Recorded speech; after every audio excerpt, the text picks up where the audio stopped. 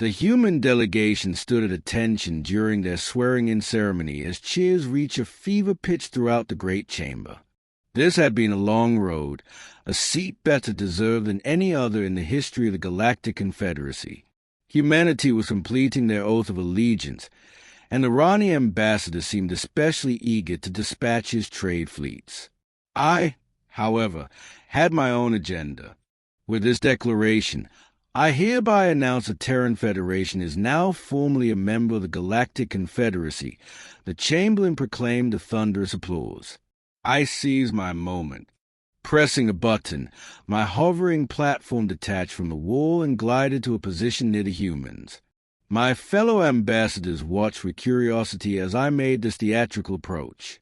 The chair recognizes the Irani delegation. The Chamberlain announced, raising an eyebrow, "Do you bring any objections to these proceedings?" "Well, yes, but no, not really," I began, savoring the moment. "I'm not here to object to the Terran's addition to the Confederacy. However, I do have questions regarding Council Ruling 883, the non-strategic disclosure agreement, which humanity appears to be flagrantly violating in multiple cases." I patted the thick folder beside me with satisfaction. The Chamberlain looked puzzled. "If you don't object to their admission, I see no issue. But you do realize the disclosure agreement doesn't include strategic or infrastructure-critical assets, correct?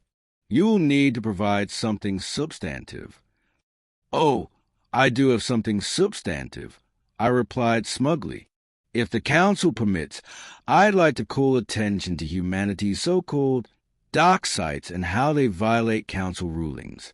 All of these planets are under permanent military quarantine. Each represents such a significant risk to human space that they maintain permanent security details. Would the Federation care to explain?"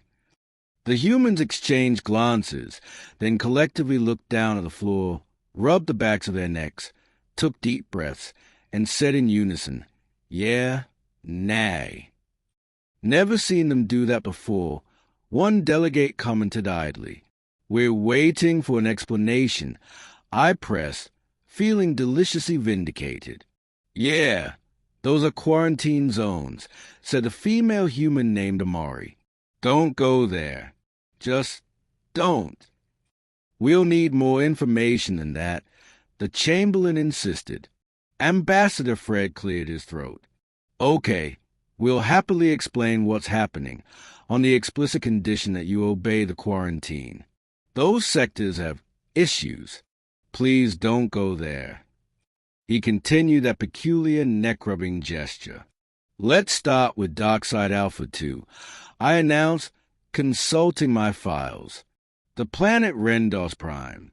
There's minimal information, classified as a forest world with a simple notation.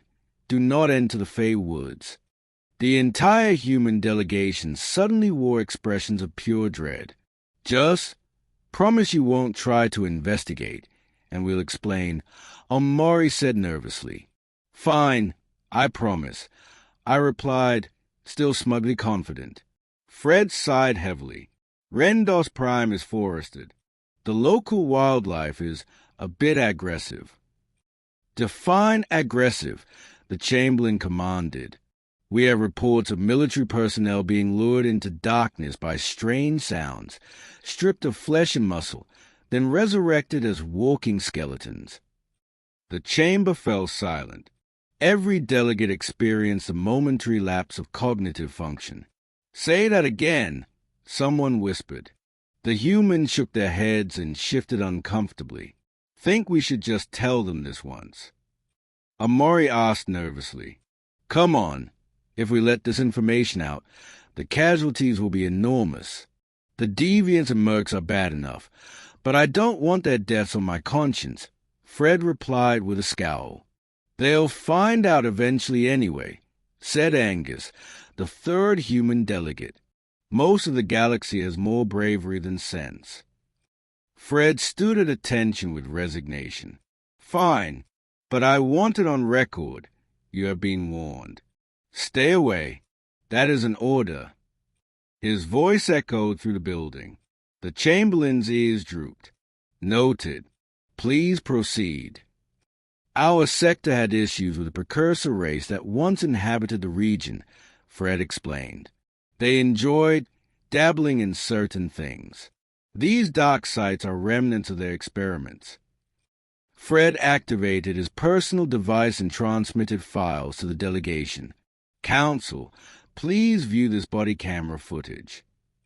The video displayed soldiers from an unknown agency being systematically eliminated by invisible entities. In one clip, a soldier who strayed too close to shadows in the tree line was grabbed by skeletal, bark-like hands and dragged into darkness, followed by screaming and gunfire. The next video showed a different military force engaging the skeletal remains of human soldiers. Explosives flew as they battled the blood-soaked army. Though the skeletons were defeated, their tattered uniforms clearly matched those worn by the soldiers in previous footage. So yeah, don't enter the woods. They'll strip your flesh and deny you rest. It's a supernatural entity we don't fully understand.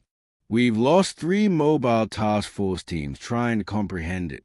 For now, we're containing the area until we figure out what's happening.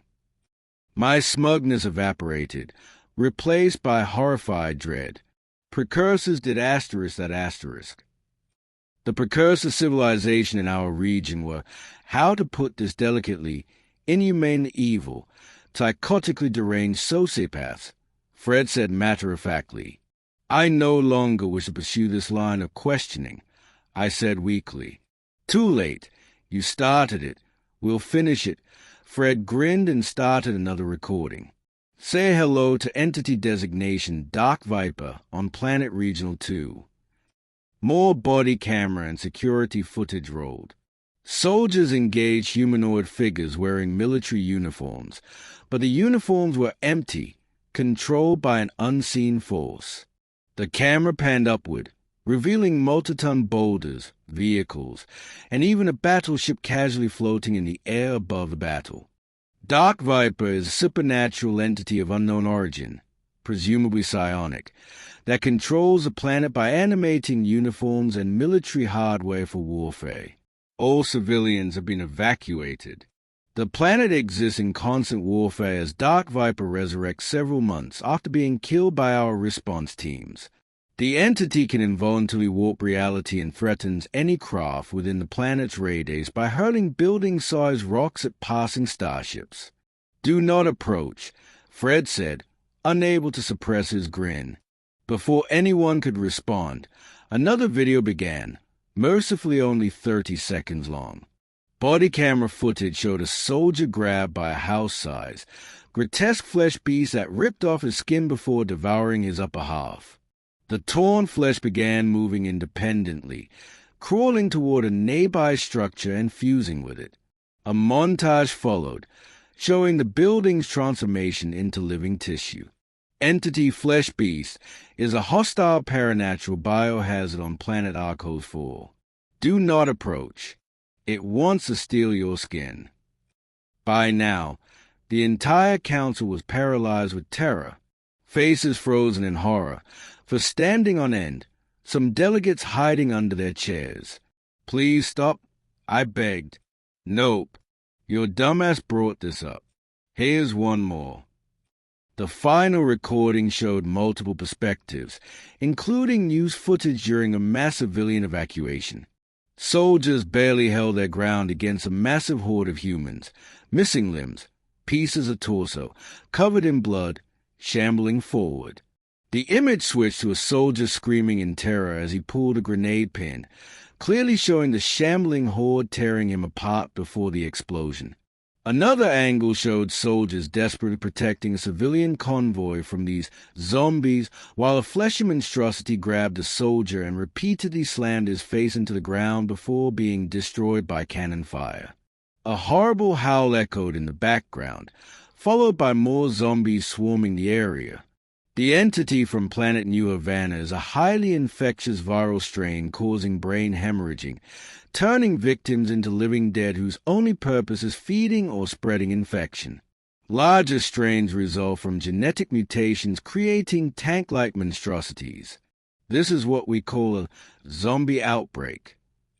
The infected operate on a pseudo-hive mind, making avoidance or control incredibly difficult. Enough! I screamed. We get it. Please, for the love of God, stop. So yeah, now that that's settled, please follow instructions. Do not enter, at least until we figure out how to make it go away, Fred said, still smugly satisfied. What do you mean? Stay away. The Empire's military is 20 times your size. We can handle. We appreciate the offer, but this is our burden to bear. Besides, thanks to this revelation, it might be over sooner than expected. Fred shrugged. What do you mean? Why did that sound ominous? I asked. Some of us are idiots, Angus explained with a grin. We don't see danger, we see challenge. Your inquiry just exposed all this to the general public. Daredevils, mercenaries, freaks, anarchists. You basically open the floodgate for people who don't follow laws to march straight into hell with raised middle fingers. Is there any precursor technology you could reverse engineer to fix this insanity? Another delegate asked desperately. Hell no, Omori replied. If you found something that did asterisk at asterisk, would you want to see how it worked? We've encountered precursor tech and thought absolutely not. Everything we find from our deranged predecessors gets quarantined for later study. We won't touch it until we know we can beat it first, just in case. So basically, Fred concluded, don't worry about it. The entire delegation gasped. The humans had spoken the full words that terrified every non-human species to their core. When humans say, don't worry about it, that's when you know something is catastrophically wrong. Those 4 fateful words sent half the delegation into full panic. Most of us, including myself, ran for cover. The humans scratched their heads in bewilderment. What did I do? Fred asked. I don't know. Want to get lunch. Omori shrugged. Sure, I want curry, Angus replied. You always want curry, Angus. We're getting burgers, Fred decided. Curry. Burger. Why are you humans so nonchalant about ungodly entities tearing you apart? I screamed from behind my shelter. Because we've been through worse, Fred called back as the delegation headed for lunch. We got this. It'll just take time. Don't worry about it.